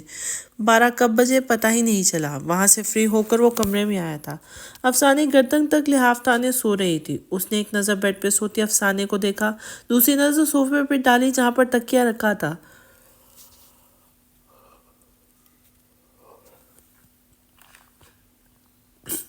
گویا اشارہ تھا کہ وہ صوفے پہ سوئے۔ کینا تو اس نظروں سے افسانے کو گھورتے اس نے تکیہ اٹھا کے بیڈ پہ رکھا تھا۔ کپبورڈ سے ایکسٹرا کمبل بھی لایا تھا۔ بیڈ کافی بڑا تھا۔ ایک سائڈ پہ افسانے سو رہی تھی تو باقی بیڈ ویسے بھی خالی ہی تھا۔ اس نے آرام سے کمبل سینے تک کھینچتے افسانے کے مخالف سمت کی کروٹ بدل کے سونے کی کوشش کی تھی۔ نیند نہیں آ رہی تھی۔ اس نے کروٹ بدلی، اب افسانے اس کے سامنے تھی۔ وہ تقریباً تکیے میں منہ دیے سو رہی تھی، تو اس کا چہرہ اتنا واضح نہیں تھا، جو تھا اس پہ بال بکھرے ہوئے تھے۔ وہ اسے دیکھتا رہا، آنکھیں خود بخود بند ہونے لگی تھی۔ افسانے کو کچی پکی سی نیند آئی تھی۔ اسے نیند میں ہی اپنے ساتھ کسی کی موجودگی کا احساس ہوا تھا۔ دائیں کروٹ پہ سوئے بائیں ہاتھ گال کے نیچے رکھے ہوئے تھا۔ اسی ہاتھ کے بازو پر بھاری گرم سانسیں محسوس ہو رہی تھی۔ اس نے کسمسا کے آنکھیں کھولی۔ کمرے کی لائٹ آف تھی۔ ٹیبل لیمپ جل رہا تھا اور اس کی مدھم روشنی سارے میں پھیلی ہوئی تھی۔ مہرداد اس کے بازو سے منہ جوڑے گہری نیند میں تھا۔ وہ جو اسے تکیہ سمجھے مزید قریب ہوا تھا اور ہاتھ بڑھا کر اسے نزدیک کرنا چاہا تھا۔ افسانے ایک دم سے اٹھ کے بیٹھتے اس سے دور ہوئی تھی۔ دل کی دھڑکن گویا کانوں میں بج رہی تھی۔ فوراً بیڈ سے اتر کر روم کی لائٹ آن کی۔ مہرداد کی نیند ٹوٹی تھی۔ اس نے نیم خوابیدہ آنکھوں سے ارد گرد کا جائزہ لیا تھا۔ کمرے میں جلتی لائٹ جو آنکھوں کو چبھ رہی تھی، اور بیڈ کے کچھ فاصلے پہ دل پہ ہاتھ رکھے اسے گھورتی ہوئی افسانے۔ کیا ہوا؟ اس نے بھاری ہوتی آواز میں پوچھا تھا۔ تمہارا تکیہ صوفے پہ رکھا تھا نا؟ تم بیڈ پہ کیا کر رہے ہو؟ دل کی دھڑکن ابھی تک معمول پر نہیں آئی تھی۔ اور میں تمہارے حکم کا غلام ہوں نا، جیسے تم نے کہا اور میں نے مان لیا۔ وہ کہہ کر چڑھ کر کہتا، تکیہ منہ پر رکھ گیا تھا۔ زندگی عذاب ہو گئی ہے، سکون سے سونا بھی مشکل ہے۔ تکیے کے اندر سے واضح بڑبڑاہٹ سنائی دی تھی۔ تم سمجھتے کیا ہو خود کو؟ وہ غصے سے کھول کر اس کی طرف بڑھی تھی۔ میری پوری زندگی الٹ پلٹ کر دی اور تمہیں اپنی پرسکون نیند کی پڑی ہے۔ اس نے جا کر اس کے منہ پر سے تکیہ کھینچا تھا۔ اس نے الٹ پلٹ کو سیدھا کرنے کے لیے تمہیں اور کوئی وقت نہیں ملا تھا۔ اس نے دان پیسے پھر ذرا نرمی سے کہا تھا، دیکھو افسانے، تم یہ کھینچا تانی صبح کے لیے رکھ دو، ابھی مجھے نیند آ رہی ہے۔ وہ کروٹ بدل گیا تھا، بازو آنکھوں پہ رکھ کے روشنی تنگ کر رہی تھی۔ میں بھی سو رہی تھی۔ کیوں آئے بیڈ پر تم؟ وہ اسے بخشنے کے موڈ میں نہیں تھی۔ تو تمہیں لڑائی کرنی ہے؟ بادشاہ وہ اٹھ کے بیٹھ گیا تھا۔ تمہیں لگتا ہے یہ ڈرامہ چل رہا ہے؟ تم بیڈ پر سو گی اور میں جا کے صوفے پہ رلتا رہوں گا؟ ہاں؟ سبز آنکھوں میں نیند کی وجہ سے گلابی ڈورے تھے۔ ٹھیک ہے تو میں ہی صوفے پہ چلی جاتی ہوں، وہ سلگ کر کہتی اپنا تکیہ اٹھا رہی تھی۔ مہرداد نے اسے کلائی سے پکڑ کر کھینچا تھا۔ اب ان دونوں کے چہرے آمنے سامنے تھے۔ یہاں پر ایسا کوئی فلمی سین نہیں ہونے والا، چپ کر کے ادھر سو جاؤ، نہیں آتا تمہاری سائڈ پر۔ اور خبردار اگر تم صوفے کی طرف گئی تو واپس ادھر اٹھا کے پٹکوں گا، آئی سمجھ؟ تو یہ تھرڈ کلاس ڈرامے چھوڑو اور چپ کر کے سو جاؤ۔ وہ جھٹکے سے اس کی کلائی چھوڑتا وہ لحاف سر تک تانے کروٹ بدل گیا تھا۔ افسانے کچھ پل اسے گھورتی رہی، پھر اسے جنگلے کے خطاب سے نوازتی تکیہ سیدھا کرتی سونے کی کوشش کرنے لگی تھی۔ اسے خود کو بھی صوفے اور بیڈ پر سونے والے ڈرامائی ٹرینڈز پسند نہیں تھے کہ جب شادی ہو گئی ہے تو پھر بیڈ بھی شیئر ہو سکتا تھا، لیکن وہ نیند آنے تک مہرداد کو مختلف القابات سے نوازتی رہی تھی۔ صبح اس کی آنکھ کھلی تو 9 بج رہے تھے۔ مہرداد کمرے میں نہیں تھا۔ وہ فریش ہو کر کپڑے تبدیل کر کے ناشتے کے لیے ڈائننگ روم پہنچی تو زینب نے بتایا کہ مہرداد اور رضا پہلوی ناشتہ کر کے تھوڑی دیر پہلے ہی روانہ ہو گئے تھے۔ ان کی تہران کی فلائٹ تھی اور زینب کو بھی کچھ رشتہ داروں کے گھر جانا تھا، تو سکینہ کو افسانے کے لیے ناشتہ بنانے کا کہہ کر تیار ہونے چلی گئی۔ ناشتہ کرنے کے بعد افسانے نے زینب کے کمرے کا رخ کیا۔ تھوڑی دیر بعد وہ ان کے سامنے بیٹھی تھی۔ میں نے فون بنوانا ہے، گرینڈ بازار جانا ہوگا اس کے لیے، اگر آپ مجھے وہاں ڈراپ کر دیں تو واپس میں خود آ جاؤں گی کیب کر کے، وہ ان کی طرف دیکھتے ہوئے کہہ رہی تھی۔ زینب آئینے کے سامنے کھڑی سر پر حجاب ٹھیک کر رہی تھی۔ ڈراپ کرنے کی کیا بات ہے، تم تیار ہو جاؤ، ہم بازار اکٹھے چلیں گے اور امینہ کے گھر سے بھی ہو آئیں گے۔ حجاب سیٹ کر کے وہ اس کی طرف متوجہ ہوئی تھی۔ لیکن میں کسی کو جانتی تو ہوں نہیں، اور ایسے میرا جانا اچھا نہیں لگے گا کیا؟ وہ ہچکچائی تھی۔ ملو گی تو جان جاؤ گی، امینہ میری کزن ہے، تمہیں اس سے مل کے اچھا لگے گا، اس کی بیٹیاں تمہاری ہم عمر ہیں، تم بور نہیں ہوگی وہاں۔ انہوں نے گال پہ ہاتھ رکھا تھا اور وہ ہاں میں سر ہلاتی ان کا ہاتھ پکڑتی صوفے سے اٹھی تھی۔ اوکے میں تیار ہو کے آتی ہوں، وہ مسکراتے ہوئے کمرے سے نکل گئی تھی۔ تم کہہ رہے ہو کہ ہم ویران ریگستانی علاقے کو ایسے ڈیزائن کریں گے کہ ہالی ووڈ اور بالی ووڈ جیسے بڑے ادارے اپنے فلمز کی شوٹنگ کے لیے یہاں آئیں گے، ہے نا؟ سرینا نے پرسوچ نظروں سے رائد اور آریز کو دیکھا تھا۔ ان دونوں سے اس کی دوستی یونیورسٹی میں ہوئی تھی۔ رائد اور آریز تو بچپن سے ایک دوسرے کو جانتے تھے، ان کی فیملی ٹرمز تھے آپس میں۔ وہ تینوں بہت برائٹ سٹوڈنٹس تھے۔ کیونکہ وہ بزنس مینجمنٹ کے سٹوڈنٹ تھے تو ایسا کوئی پروجیکٹ نہیں تھا جس پر ان تینوں نے کام کیا ہو اور اسے پوزیشن نہ ملی ہو۔ اسٹوڈنٹ لیول پر ہونے والے مختلف مقابلوں میں وہ ایک ٹیم کے طور پر حصہ لیتے تھے اور ہمیشہ جیت ان کا مقدر ٹھہری تھی۔ انہوں نے اپنی انٹرنشپ بھی بہت بڑی کمپنیز کے ساتھ کی تھی۔ رائد اور آریز کا بزنس بیک گراؤنڈ تھا، لیکن سرینا آرٹسٹ فیملی سے تھی۔ ان کے خاندان میں زیادہ تر لوگ آرٹ سے وابستہ تھے اور انٹرنیشنل لیول تک ان کا نام اور کام پہچانا جاتا تھا۔ سرینا اپنی پرسنل انٹرسٹ کی وجہ سے بزنس فیلڈ میں آئی تھی۔ یونیورسٹی ختم ہونے کے بعد رائد نے سرینا کو اپنے ساتھ کام کرنے کی آفر کی تھی۔ تلال انٹرپرائزز اور ہینٹر انڈسٹریز کا نام کسی تعارف کا محتاج تو تھا نہیں۔ سرینا نے ان کے ساتھ کام کرنے کی حامی بھر لی تھی اور پچھلے 2 سال سے جس طرح ستکون نے بزنس کی دنیا میں اپنی الگ پہچان بنائی تھی، وہ کسی سے ڈھکا چھپا نہیں تھا۔ انہوں نے ورثے میں ملنے والے نام اور دولت کو ضائع نہیں کیا تھا۔ ہیدر انڈسٹریز بنیادی طور پر ٹیکسٹائل کا کام کرتی تھی اور تلال انٹرپرائزز تیل کے کاروبار سے منسلک تھا۔ تیل کے علاوہ وہ اور بھی بہت سارے بزنس تھے ان کے، لیکن رائد اور آریز نے خاندانی کاروبار سنبھالنے کے علاوہ ہوٹلز کی چین بنانے کا سوچا تھا۔ یہ وہ کام تھا جس کا آئیڈیا وہ اپنے بڑوں سے بھی اپروو کروا چکے تھے۔ یہ آسان نہیں تھا، ان کو پہلے سخت مقابلے کا سامنا کرنا پڑا، اور اس وقت وہ دبئی، نیو یارک اور فرینکفرٹ میں انٹرنیشنل لیول کے 3 ہوٹلز بنا چکے تھے۔ ظاہر ہے اس کام میں ان کو اپنی فیملیز کی طرف سے ہر طرح کی سپورٹ حاصل تھی۔ آج ان کی دکان ایک نئے آئیڈیا پر کام کرنے کے لیے اکٹھی ہوئی تھی۔ یہ آئیڈیاز رائٹ کی طرف سے پیش کیے گئے تھے۔ وہ اس وقت نیو یارک میں اپنے ہوٹل کی میٹنگ روم میں بیٹھے تھے۔ ہاں جی، ہم تینوں مل کر اس کام کو مکمل بنا دیں گے، رائٹ نے اعتماد انداز میں کہا تھا۔ یہ بہت بڑا ٹاسک ہے، تم شور ہو کہ ہم یہ کر رہے ہیں؟ سرینا نے پوئے سکیٹ کر اسے دیکھا تھا۔ 100%، 110%۔ وہ پورے اعتماد مسکراہٹ سے اس کی آنکھوں میں دیکھ رہا تھا۔ ہم نے سوچا ہے اس پہ، اور مجھے لگتا ہے کہ ہم یہ کر سکتے ہیں۔ آئی نو بہت بڑا پروجیکٹ ہوگا، وقت، محنت، پیسہ، بہت سی ریکوائرمنٹس درکار ہوں گی، but we can do this. آریز نے چمکتی روشن آنکھوں سے ان دونوں کو دیکھا تھا۔ بالکل ہم کر سکتے ہیں۔ سرینا ٹانگ سے ٹانگ ہٹاتی چیئر سے کھڑی ہوئی تھی۔ اور ہم اس پر آج سے کام شروع کریں گے۔ وہ کمرے میں رکھے وسط ڈیجیٹل وائٹ بورڈ تک گئی اور مڑ کے ان دونوں کو دیکھا تھا۔ تینوں ایک ساتھ مسکرائے تھے اور ریسرچ ورک شروع کرنے لگے تھے۔ ماما، آریز کہاں ہے؟ کب سے اس کو فون کر رہی ہوں، اٹھا ہی نہیں رہے۔ آرمین منہ بسوڑ کے بولی۔ سارا بیگم کی طرف آئی تھی۔ انہوں نے کتاب سے سر اٹھا کے اسے دیکھا تھا۔ وہ کہہ گیا تھا کہ کچھ امپورٹنٹ کام ہے، مصروف ہوگا، تم تھوڑی دیر صبر کر لو، کر لے گا کال۔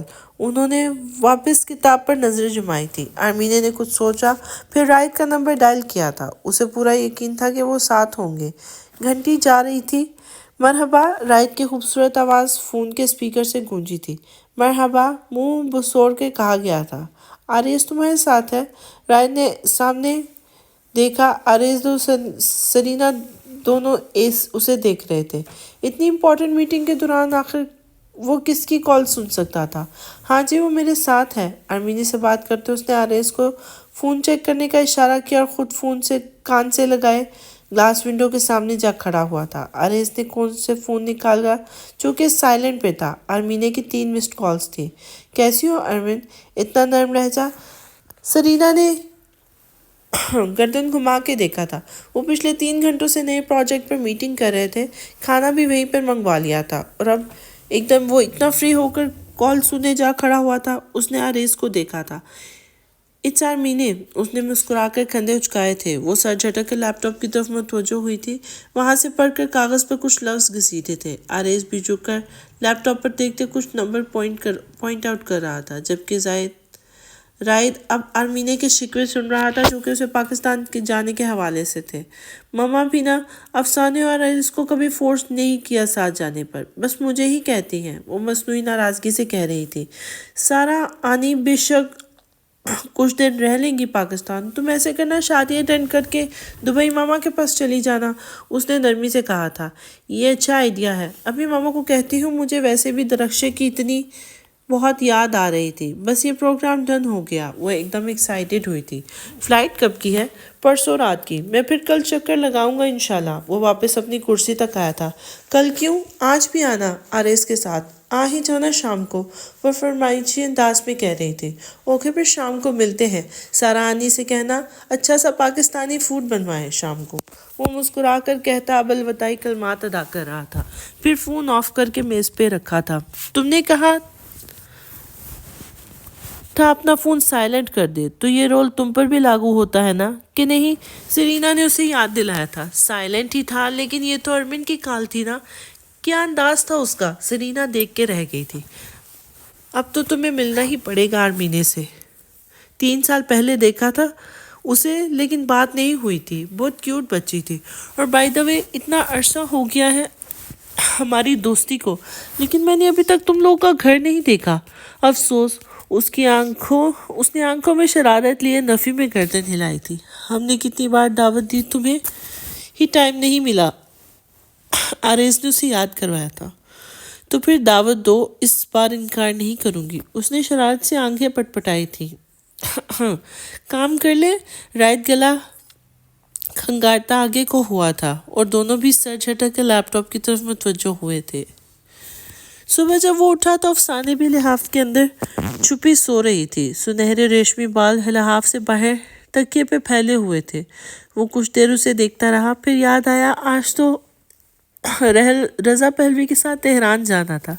جلدی سے اٹھا اور فریش ہو کر تیار ہوتا باہر چلا گیا تھا۔ تہران پہنچ کر سب سے پہلے کمپنی کے آفس گئے تھے۔ وہاں پر میٹنگ بکتا کر فیکٹری کا وزٹ کرتے شام ہو گئی تھی۔ رضا پہلوی عبید رضا کے ساتھ گھر چلے گئے تھے۔ وہ ہوٹل آ گیا تھا۔ جب بھی تہران آتا تھا ہمیشہ ہوٹل ہی رکتا تھا۔ عبید رضا بھلے اس کے ماموں تھے لیکن وہ کبھی اس کے ہاں نہیں ٹھہرتا تھا۔ رات کو جب وہ سونے کے لیے لیٹا تو بے ساختہ پچھلی رات یاد آ گئی تھی۔ افسانے کا تکیہ کھینچنا، مہرداد کی باتوں پر چھڑ کے شکلیں بنانا، اس کی سڑی ہوئی باتیں۔ مہرداد کے چہرے پر بے ساختہ مسکراہٹ آئی تھی۔ اس نے تکیہ باہوں میں دبوچے کروٹ بدلی تھی۔ اس نے فون اٹھا کر ایک تصویر اوپن کی تھی۔ سبز کوٹ میں ملبوس سنہری آنکھوں سے مہرداد کی طرف دیکھتی افسانے اور بیک گراؤنڈ پہ نظر آتا سمندر۔ تصویر کو زوم کرتے پوری جزیات کے ساتھ اسے 2 مہینے پہلے کا وہ دن یاد آیا تھا جب وہ دوستوں کے ساتھ pigeon point light house California گیا تھا۔ وہ حلیمہ کے کہنے پر آ تو گیا تھا لیکن اب سمندر سے آتی سرد ہوا کپ کپانے پر مجبور کر رہی تھی۔ بلیک ہائی نیک جرسی اور بلیک ہی جینز میں ملبوس، دونوں ہاتھوں کو آپس میں رگڑتے اس نے لائٹ ہاؤس کے ٹیرس پر جانے سے منع کر دیا تھا۔ حلیمہ اور باقی دوستوں کے جانے کے بعد وہ گھوم کر لائٹ ہاؤس کے دائیں طرف ذرا نیچے پڑے پتھروں کی طرف بڑھا تھا۔ ارادہ تھا کہ وہیں کسی پتھر پہ بیٹھ کے آتی جاتی لہروں کی تصویریں لے گا۔ سفید رنگ کے بورڈ پھلانگتے ہوئے نیچے کی طرف جا رہا تھا۔ بار کی دوسری طرف یقیناً رولز کی خلاف ورزی تھی اور یہ خطرناک بھی تھا کیونکہ وہاں پتھروں پر پھسلن تھی۔ سفید جاگر سے پتھروں پر ذرا سا دباؤ ڈال کر اس کی مضبوطی کا کنفرم کر کے قدم اٹھاتے وہ احتیاط سے ڈھلان سے نیچے اتر رہا تھا۔ گلے میں کیمرہ جھول رہا تھا۔ ایک بڑے سے پتھر کو اس کراس کر کے وہ جیسے ہی آگے بڑھا اسے سب کوٹ کی جھلک دکھائی دی تھی۔ احتیاط سے ایک بڑے پتھر پر بیٹھے وہ کیمرہ آنکھ سے لگائے سمندر کے فوٹوز کیچ کر رہی تھی۔ سر پر سرخ اونی ٹوپی تھی جس سے سنہری بال نکل کر ہوا کے سنگ اٹکیلیاں کر رہے تھے۔ ایک پل کے لیے وہ تھم سا گیا تھا۔ افسانے بے آواز اس کا نام اس کے ہونٹوں سے ادا ہوا تھا۔ وہ آہستہ سے چلتا ہوا اس کے پاس پڑے پتھر پہ جا کے بیٹھا تھا۔ تصویر کیپچر کر کے وہ اس کیمرے سے سر اٹھاتی سیدھی ہوئی تھی۔ اسے اپنے علاوہ کسی اور کی موجودگی کا احساس ہوا تھا۔ اس نے گردن موڑ کر دیکھا، وہ مغرور ایرانی کیمرہ آنکھ پہ رکھے سمندر کی فوٹوز لینے میں مصروف تھا۔ ہلکی سی براؤن چمک سیاہ دیتے بال ماتھے پر بکھرے ہوئے تھے۔ اس نے مگن انداز میں تصویریں کھینچتے ایک دم کیمرے کا رخ افسانے کی طرف کیا تھا اور اس کی تصویر لی تھی۔ پھر کیمرہ آنکھوں سے اٹھایا تھا اور اسے دیکھا جو ماتھے پر بل ڈالے اسے ہی دیکھ رہی تھی۔ تو اسے غصہ بھی آتا ہے؟ وہ بے ساختہ مسکرایا تھا۔ مس افسانے حیدر، سلام۔ گردن کو ذرا سا جھکا کر اس پر سلامتی بھیجی تھی۔ وعلیکم السلام، آپ نے میری تصویر کیوں لی؟ سلام کا جواب دے کر ڈائریکٹ پوچھا تھا۔ مجھے کیا پتا تھا آپ بیٹھی ہوئی ہیں ادھر؟ میں تو تصویر کے سمندر کی تصاویر بنا رہا تھا۔ اس نے کندھے اچکا کر کہا تھا۔ جو بھی ہے آپ میری تصویر ڈیلیٹ کر دیں۔ سنہری آنکھیں سکیڑ کر اسے حکم ملا تھا۔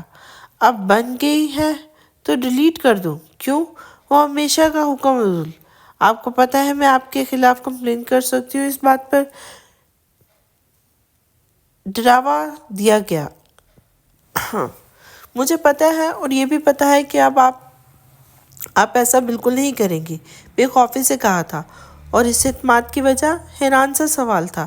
میں نے آپ کو کریک تھیٹر کے زینوں سے گرنے سے بچایا تھا۔ میرا وہ احسان آپ کو یاد رکھنا چاہیے۔ اب اگر آپ نے کمپلین کی تو آپ احسان فراموش کہلائیں گی، وہ جھٹلا کر کہہ رہا تھا۔ اس بات کا یہاں پر کیا لنک بنتا ہے آخر؟ وہ وہاں سے گر کر میں کون سا مر جاتی، تھوڑی سی چوٹ آئی تھی بس۔ اس بات پر مہرداد نے ستائشی نظروں سے اسے دیکھا تھا۔ کیا کانفیڈنس تھا، تھوڑی سی چوٹ اور بس۔ واٹ ایور، میں تصویر ڈیلیٹ کر دوں گا، ڈونٹ وری۔ اور لاپرواہی سے وہ کہہ کر سمندر کی طرف متوجہ ہوا تھا۔ ایک ہی نظر اس کی طرف پڑی تھی، اس نے الرٹ ہو کر کیمرہ سیدھا کیا تھا، ویڈیو کا آپشن کلک کیا تھا اور اس مومنٹ کو کیپچر کیا تھا۔ اس نے پھر کیمرہ افسانے کی طرف گھمایا اور اپنا کیمرہ اوپر اٹھایا، اس کا لینس صاف کر رہی تھی۔ سارا پانی تھا، اس کے چہرے پر بھی کچھ چھینٹے آئے تھے۔ اس وقت بادلوں کی اوٹ سے سورج بھی اپنی جھلک دکھائی تھی، سنہری آنکھوں پر سورج کی روشنی پڑی تھی۔ یک بار کی افسانے کا چہرہ روشن ہوا تھا، جیسے سونے کے ذرات چمکے ہوں۔ بال، آنکھیں، گالوں پر موجود پانی کے قطرے سب سنہری سی روشنی سے جگمگا اٹھے تھے۔ وہ کیمرہ زوم کر کے ویڈیو بنا رہا تھا تو اس کا ایک ایک نقش واضح تھا۔ چند لمحوں کی بات تھی، سورج پھر سے بادلوں کی چادر تان گیا تھا اور وہ سبز آنکھوں والا ایران کا آنکھوں میں آ کر دھڑکا تھا۔ مہرداد گنگ سا بیٹھا تھا اور میرا دل تمہاری آنکھوں میں ڈوب گیا۔ افسانے کیمرے صاف کر کے مہرداد کی طرف پلٹی تھی، لیکن وہ تو وہاں تھا ہی نہیں۔ وہ تیز قدموں سے اوپر کی طرف بڑھ رہا تھا، جیسے اس کو جانے کو جلدی تھی۔ عجیب، وہ سر جھٹک کر سمندر کی طرف متوجہ ہو گئی تھی۔ بہت اچھا لگ رہا تھا وہاں بیٹھنا۔ ٹھنڈ تو بہت تھی، لیکن اس خوبصورت منظر کے لیے کچھ بھی۔ وہ وہاں سے ایسا بھاگا تھا جیسے کوئی بلاس کے پیچھے لگی ہو۔ اسے لگا تھا اگر وہ کچھ دیر اور اسی طرح اس لڑکی کو دیکھتا رہا تو وہی اس کی سنہری روشنی میں مقید ہو جائے گا، اسے قید ہونے سے خوف آتا تھا۔ وہ تصویر دیکھ رہا تھا جب فون کی اسکرین پر حیدر زمان کا نمبر جگمگایا۔ وہ چونک کر خیالوں سے باہر آیا۔ اس نے لب بھیجے کال آن کی۔ سلام۔ وہ اٹھ کر بیک گراؤنڈ سے ٹیک لگا کر بیٹھا تھا۔ وسلام، کیسے ہو مہرداد؟ حیدر زمان کی آواز فون کے اسپیکر سے اس کے سماعتوں میں منتقل ہوئی تھی۔ میں ٹھیک ہوں، آپ کیسے ہیں؟ وہ رسمی طور پر ان کا حال پوچھ رہا تھا۔ اسے انتظار یہ جاننے کا تھا کہ انہوں نے اسے کال کیوں کی تھی۔ اللہ کا شکر ہے تم نے امریکہ کب آنا ہے؟ وہ سیدھا مدعے پر آئے تھے۔ ابھی تو نہیں، 1 مہینے تک چکر لگے گا۔ آپ بتائیں، سب خیریت؟ ہاں جی، سب خیریت۔ نیکسٹ منتھ آرمینے کی برتھ ڈے ہے، میں چاہتا ہوں کہ تم افسانے کے ساتھ شرکت کرو، وہ نرمی سے کہہ رہے تھے۔ وعدہ نہیں کرتا، کوشش کروں گا۔ وہ انہیں منع کرنا چاہتا تھا لیکن کر نہیں پایا۔ چند لمحوں بعد الوداعی کلمات ادا کرتے کال بند کر گئے تھے۔ کچھ دیر وہ اسی طرح بیٹھا پرسوچ نظروں سے سامنے دیوار پہ لگی پینٹنگ کو دیکھتا رہا، پھر سر جھٹک کر ریموٹ اٹھا کر کمرے کی لائٹس آف کی اور سونے کے لیے لیٹ گیا۔ مرحبا۔ آریز اور رائد ایک ساتھ ڈائننگ روم میں داخل ہوئے تھے۔ حیدر زمان، سارا بیگم اور آرمینے نے ایک ساتھ گردن گھما کے اسے دیکھا تھا۔ رائد، آرمینے جلدی سے اٹھ کے اس کے گلے لگی تھی۔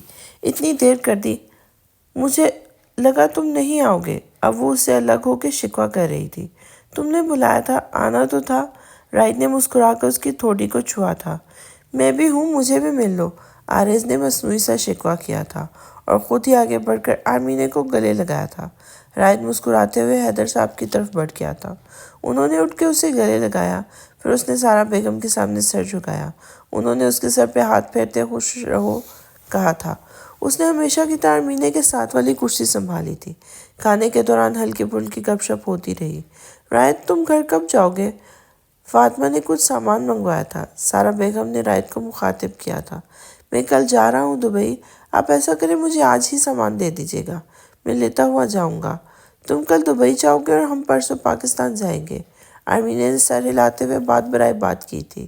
کھانے کے بعد انہوں نے مل کے وہاں سے تھوڑی سی واک کی تھی، پھر آریز تھکاوٹ کا شور مچاتا اپنے کمرے میں چلا گیا تھا۔ سارا بیگم اور حیدر کے جانے کے بعد رائد اور آرمینے بھی اندر آ گئے تھے۔ اب سین کچھ یوں تھا کہ رائد لیپ ٹاپ پر آرمینے کے اسائنمنٹ بنا رہا تھا اور وہ مسلسل بولتے ہوئے ٹی وی پر لگی کوئی انٹرٹینمنٹ مووی دیکھ رہی تھی۔ وہ بھی ایک آدھی نظر فلم پہ گھما کر تبصرہ کرتا اور واپس لیپ ٹاپ کی طرف متوجہ ہو جاتا۔ کاہے آرمینے کو بھی دیکھ لیتا، وہ اس کے ساتھ ہی صوفے پہ بیٹھی تھی۔ وہ کمبل میں لپٹی کیوٹ سا بھالو لگ رہی تھی۔ جب تک اس نے اسائنمنٹ کمپلیٹ کی، آرمین وہیں صوفے پہ سو چکی تھی۔ راحت نے اٹھ کر سر کے پیچھے دونوں ہاتھ رکھ کے جسم کو دائیں بائیں رکھا، گھما کر ریلیکس کیا تھا۔ ٹی وی بند کیا، جھک کر آرمینے کے پیر سیدھے کر کے اسے صحیح طرح سے لٹایا تھا، کمبل اس پر ٹھیک کیا اور ٹی وی لاؤنج سے منسلک اپنے لیے مختص کمرے کی طرف بڑھ گیا۔ اس نے اپنے کمرے کا دروازہ دانستہ کھلا چھوڑا تھا۔ فون پر الارم سیٹ کرتے وہ سونے کے لیے لیٹ گیا تھا۔ سارا بیگم سونے سے پہلے آرمینے کو دیکھنے آئی تھی۔ وہ وہی ٹی وی لاؤنج میں سو رہی تھی۔ انہوں نے اسے جگانا مناسب نہ سمجھا، پیار سے اس کے بال چہرے سے ہٹائے، دعا پڑھ کر اس پہ پھونکی۔ راحت کے کمرے کا دروازہ کھلا تھا۔ وہ ہلکا سا مسکرائی تھی۔ وہ آرمینے کی طرف سے کبھی غافل نہیں ہوتا تھا۔ وہ چھوٹے بچے کی طرح اس کا خیال رکھتا تھا۔ وہ مسکراتے ہوئے اپنے کمرے کی طرف بڑھ گئی تھی۔ جیسے مشہور ایمریٹس ہل دبئی اور فراری مہنگے سریگو مہنگے علاقوں میں اپنے پیلے رنگ کی جو فراری تیز رفتاری سے سڑک کو رونتے ہوئے جا رہی تھی۔ شفاف سڑکوں پر سے ہوتے تھوڑی دیر بعد وہ گاڑی ایک سفید رنگ کے پیلس کی طرف رکی تھی۔ ہارن دیا گیا اور خود کار گیٹ کھولتے چلے گئے۔ گاڑی میں طویل ڈرائیو وے پر دوڑتی اس محل کے اندر داخل دروازے کے باہر سفید سیڑھیوں کے سامنے رکی تھی۔ ایک باوردی ملازم مستعدی سے گاڑی کی طرف بڑھا تھا۔ سیاہ گھور عربی آنکھوں والا رائد بن طلال اور سورج کی تمام تر روشنی آنکھوں میں سمیٹے بھوری سنہری آنکھوں والا عریض حیدر۔ رائد نے گاڑی کی چابی ملازم کے ہاتھ پہ رکھی اور مضبوط قدموں سے سفید ماربل کے زینوں کی طرف بڑھ گیا تھا۔ عریض کا فون بج رہا تھا۔ وہ رائد کو اشارہ کرتے وہیں رک کر فون سننے لگا۔ رائد زینے چڑھتا داخلی دروازے کے اندر گم ہو گیا تھا۔ ہیلو پاکستان والو، کیا حال ہے؟ عریض مسکراتے ہوئے پوچھ رہا تھا۔ مجھے آپ کی یاد آ رہی ہے۔ دوسری طرف سے آرمینے کی بسورتی ہوئی آواز سنائی دی تھی۔ اسے آج دوسرا دن تھا پاکستان گئے ہوئے، اور یہ کوئی 10ویں کال تھی۔ بار بار بات وہی تھی کہ یاد آ رہی ہے تو واپس آ جاؤ، ٹکٹ کروا دیتا ہوں۔ وہ شرارت سے ہونٹوں کا کنارہ دانتوں تلے دبایا، جانتا تھا کہ اب کیا جواب آئے گا۔ نہیں، اب میں آ گئی ہوں تو شادی اٹینڈ کر لیتی ہوں، ورنہ اتنے پیارے پیارے پاکستانی ڈریس بنوائے ہیں وہ سب ویسٹ ہو جائیں گے۔ اس نے جلدی سے کہا، مبادا وہ واقعی ٹکٹ نہ کروا دے۔ عریض کھل کے ہنسا تھا۔ ماما کیسی ہیں؟ وہ اب زینوں کی طرف جا رہا تھا۔ اچھی ہیں، آپ کہاں ہیں؟ اب وہ مطلب کی بات پہ آئی تھی۔ خود دیکھ لو۔ عریض نے کال کاٹ کر ویڈیو کال میں لائی تھی۔ آپ طلال پیلس میں ہیں، بتایا ہی نہیں۔ رائد کہاں ہے؟ فاطمہ آنی کہاں ہے؟ ان سے بات کرائیں۔ اور درخشی سے بھی وہ تیز تیز بولتے عریض کو مسکرانے پہ مجبور کر رہی تھی۔ تم یہ بتاؤ، کیا تمہارے پاس فون نہیں ہے؟ یا اس میں رائد، درخشی اور فاطمہ آنی کے نمبرز نہیں ہیں؟ وہ اسے چڑھاتا جانے پہچانے راہداریوں سے ہوتا فیملی کامن کی طرف جا رہا تھا۔ اسے پتا تھا کہ گھر کے افراد وہیں ہوں گے، لیکن آپ کے فون پر سب کو دیکھنے کا الگ ہی مزہ ہے۔ اپنی لاجک دیتی وہ متلاشی نظروں سے عریض کے پیچھے کسی جانے پہچانے چہرے کو تلاش کر رہی تھی۔ فیملی کامن کا دروازہ کھول کر وہ اندر داخل ہوا۔ سامنے ہی رائد فاطمہ کی گود میں سر رکھے لیٹا ان سے باتیں کر رہا تھا۔ السلام علیکم۔ وہ مسکراتا ان کی طرف بڑھا تھا۔ رائد کو ایک سائڈ پہ ہٹاتے فاطمہ مسکراتے ہوئے اٹھ کھڑی ہوئی تھی۔ عریض نے ان کے گرد دایاں بازو پھیلایا اور ان کے سر سے سر ٹکرایا تھا۔ یہ ان کا مخصوص انداز تھا اس سے ملنے کا۔ فاطمہ آنی، میں بھی ہوں۔ السلام علیکم۔ آرمینے کی آواز فون سے گونجی تھی۔ رائد نے اٹھ کر فون عریض کے ہاتھ سے لیا اور واپس صوفے پہ بیٹھا تھا۔ اب وہ آرمینے سے باتیں کرنے پہ مشغول ہو گیا تھا۔ عریض فاطمہ کا حال چال پوچھ کر سامنے رکھے صوفے پہ بیٹھ گیا تھا۔ سرسری نظروں سے اطراف کا جائزہ لیا تھا۔ فاطمہ صوفے پہ بیٹھی تو رائد نے واپس ان کے گود میں سر رکھ لیا تھا۔ تمہیں پتہ ہے کل مائیوں ہیں، سب یلو تھیم پر ڈریسز پہنیں گے۔ کہہ رہے تھے کہ شادی پہ اتنے دن پہلے مائیوں کا رسم کر رہے ہیں، پرانی روایات کی یاد تازہ کریں گے۔ اٹس امیزنگ نا؟ آرمینے کی چہکتی ہوئی آواز اور مسکرا کے اسے دیکھتے ہوئے غور سے اس کی باتیں سنتا رائد۔ فاطمہ نے اس کے چہرے کے قریب کی چمک بہت قریب سے دیکھی تھی۔ رائد اور آرمینے کی باتیں نارمل سی ہوتی تھی، روزمرہ کے قصے، کوئی خاص ٹاپک نہیں ہوتا، لیکن ان کے درمیان جو بانڈنگ تھی، جو احساس کا رشتہ تھا، وہ ان دونوں کو خاص بناتا تھا۔ شروع میں سب حیران ہوتے تھے کہ رائد جیسا بزنس دھماکہ، دوسرے معنوں میں خشک مزاج کا بندہ، اتنی دلچسپی سے جو سنتا تھا تو آخر کیا بولتی تھی آرمینے؟ پھر آہستہ آہستہ ان کی حیرت رفع ہوتی گئی۔ وہ بس آرمینے کو سنتا تھا، وہ جو بھی بولتی تھی وہ ایک ایک لفظ پوری توجہ سے سنتا تھا۔ تھوڑی دیر پہلے اس نے اپنا خیال رکھنے کا کہتے ہوئے فون بند کیا تھا اور موبائل وہیں سے آریز کی طرف پھینکا تھا۔ وہ فون کیچ کر کے فاطمہ کی بات سننے لگا جو اس سے باتیں کر رہی تھی کہ وہ وہی رہے گا یا ہوٹل جانے کا ارادہ ہے۔ فاطمہ آنی میں ضرور کتابیں، کچھ ضروری کام ہے، میں ضرور رکتا، لیکن کچھ ضروری کام ہے جس کی وجہ سے ہوٹل میں رکنا بہتر رہے گا میرے لیے، وہ نرم لہجے میں کہہ رہا تھا۔ اوکے، پھر تم آج رات کا کھانا ہمارے ساتھ کھاؤ گے، پھر بھی کہیں اور جاؤ گے، پھر ہی کہیں اور جاؤ گے، وہ اس بات میں میں کوئی دوسری بات نہ سنوں، میں تمہاری پسند کی ڈشز بنوانے لگی ہوں ابھی، پیار بھری دھون سے کہتے وہ کمرے سے باہر نکل گئی تھی۔